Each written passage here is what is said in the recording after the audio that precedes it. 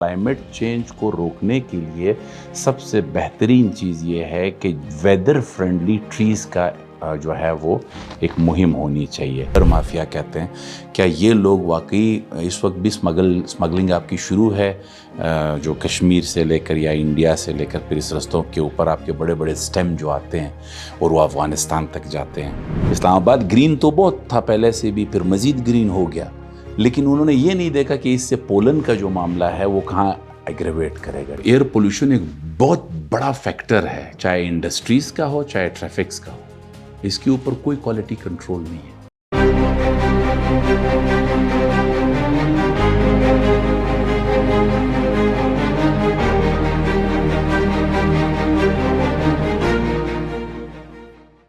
हमारा ज़्यादा बड़ा चैलेंज इस वक्त क्लाइमेट चेंज है या पॉपुलेशन ग्रोथ? Climate change. और सर ये आने वाले टाइम में हमारी कौन सी ऐसी कमेटीज़ हैं या अथॉरिटीज़ हैं जो इस वक्त क्लाइमेट चेंज के ऊपर एक्टिवली काम कर रही हैं? जितनी भी आपकी ministry of environment and climate change है, टूरिज़म है, कल्चर है, ये वाली मिनिस्ट्रीज़ जो हैं दे हैव द डोमेन कि वो लोग इस बात पे बैठे हैं कि हमारा नॉर्दर्न एरियाज़ के अंदर पहले सीजनल बारिशें कितनी रिसीव होती थी, अब कितनी हो रही हैं, क्या बारिशें नापैद हो गई हैं या बेमौसम हो रही हैं। इसी तरह स्नो डिपॉजिट्स जो आपके पास सीज़न में आते थे, क्या वो स्नो डिपॉजिट्स का मेजरमेंट वही है जो पहले हो रहा था, नहीं हो रहा तो उसकी वजह क्या है। क्या चॉपिंग डाउन ट्रीज़ और ट्री माफिया जो है, जो वुड माफिया है जिसको टिम्बर माफिया कहते हैं, क्या ये लोग वाकई इस वक्त भी स्मगलिंग आपकी शुरू है, जो कश्मीर से लेकर या इंडिया से लेकर फिर इस रस्तों के ऊपर आपके बड़े बड़े स्टेम जो आते हैं और वो अफ़गानिस्तान तक जाते हैं, क्या ये स्मगलिंग शुरू है कि नहीं, और ट्रीज़ चॉप डाउन का क्या नुकसानात हमें हो रहे हैं। जो वेदर और वाटर रिसाइकलिंग है उसके अंदर जो बारिशें नहीं हो रही हैं तो उसके क्या असरात पड़ रहे हैं एग्रीकल्चर के ऊपर। एग्रीकल्चर के साथ साथ उसका फिर देखें ये स्ट्रीक सारी की सारी प्रोपोर्शनेट है। अगर बारिश वक्त पे नहीं हो रही तो फसल ठीक नहीं है, फसल ठीक नहीं है उससे मेरी मुराद फ्रूट्स कोई चीज़ भी ठीक नहीं है। अगर वो ठीक नहीं है तो हम जो खा रहे हैं वो यूरिया बेस्ड है, तो हमारे अंदर जो जा रहा है वो भी ठीक नहीं है। तो हमारे से जो उभर रहा है, हम जिस तरीके से बातचीत करेंगे, हमारे अंदर का जो सिस्टम है वो सारा डैमेज है। तो कोई चीज़ भी सेहतमंद नहीं हुई, ना वेदर सेहतमंद हुआ ना एनवायरनमेंट सेहतमंद हुआ। तो क्लाइमेट चेंज को रोकने के लिए सबसे बेहतरीन चीज़ ये है कि वेदर फ्रेंडली ट्रीज़ का जो है वो एक मुहिम होनी चाहिए।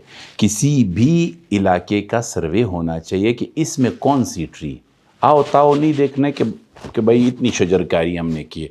शजरकारी का अपना प्रोटोकॉल्स होते हैं कि आप ये मलबरी को ज़ियाउल हक साहब ने इस्लामाबाद में मलबरी को बहुत ज़्यादा फेंका था ना बीज, अब पोलन भी सबसे ज़्यादा इस्लामाबाद के अंदर है। तो उन्होंने ये नहीं देखा था कि यार ये वेदर फ्रेंडली है या नहीं है।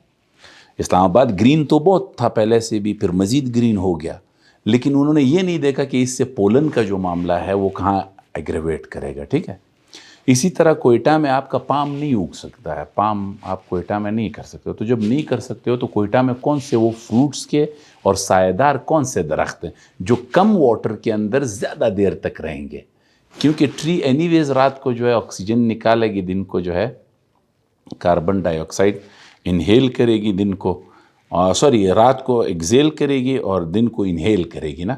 तो हमारे लिए तो एनीवेज दिन रात में वो दरख्त का फ़ायदा तो है, लेकिन अगर वो वेदर फ्रेंडली रहेगा तो दरख्त की उम्र बढ़ेगी तो वाटर साइकिल ठीक होगा, तो आपका क्लाइमेट चेंज सही होगा। इसी तरह से हमारा जो पॉलीथीन है उसके ऊपर तो बड़े रिसर्चेज हैं कि जो पॉलीथीन है ये तो बिल्कुल 1000 साल भी ज़िंदा रह सकता है।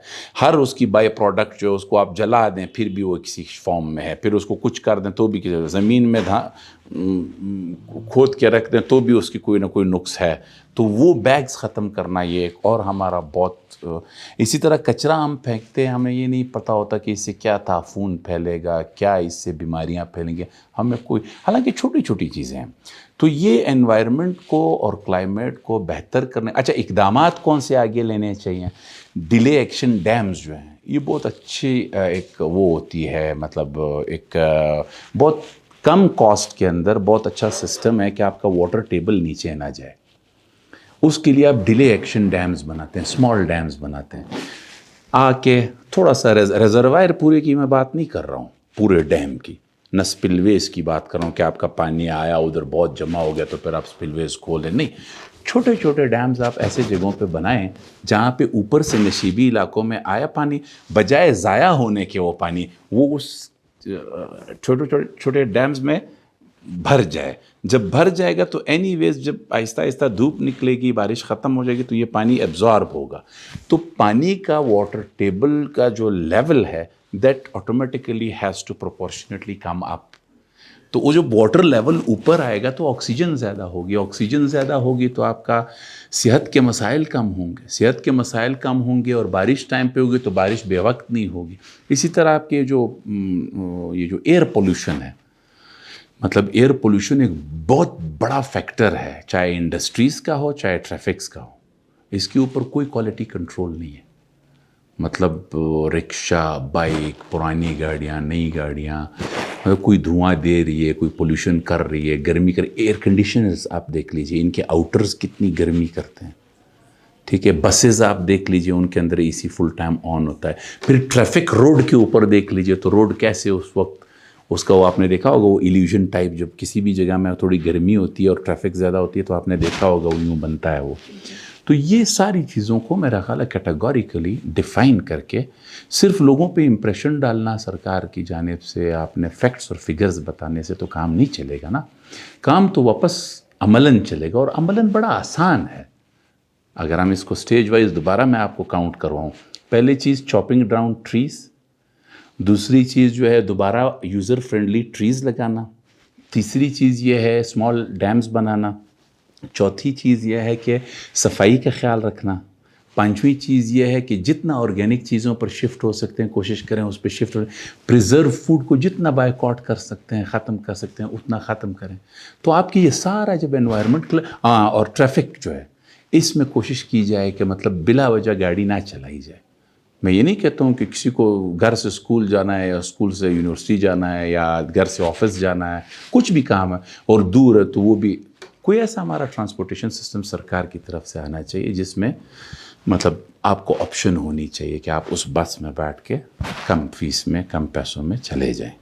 ٹھیک ہے، اور پھر اس میں گاڑیاں جو ہے اس میں کمی آ جائے اس میں. اور اسی طرح سے آپ کی جو ایکسپریس ویز ہوتی ہیں، انڈر پاسز ہوتے ہیں، فلائی اوورز ہوتے ہیں، یہ بھی ٹریفک ہیسل میں اور مینٹلی آپ کو بہت زیادہ ڈپریس کرتے ہیں. یہ انڈائریکٹ ویز ہیں. ایک تو میں نے آپ کو موبائل فون کے بتائے، پھر میں نے آپ کو موبائل فون کے دیکھنے کے بتایا، پھر موبائل فون کی ایکسیس بتائی، اس کے ساتھ برین کے اوپر جو اثرات پڑتے ہیں وہ اپنی جگہ پہ. پھر اس کے بعد جب آپ کہیں پہنچتے ہیں اور آپ ٹائم پہ نہیں پہنچ پاتے تو اینی ویز آپ کے بیک آف دا مائنڈ پہ وہ انگزائٹی رہتی ہے. تو پھر کوالٹی نہیں آ سکتی ہے. دیکھیں، کمپلژن اور پریشانی، ان دو چیزوں کے بعد اگر کوئی کوالٹی کو توقع کر رہا ہے تو وہ غلطی کر رہا ہے. جب آپشنل ہوگا اور وداؤٹ انگزائٹی ریلیکس موڈ میں ہوگا، وہ کوالٹی خود بخود آئے گی، اب چاہے وہ کسی بھی چیز کی ہو.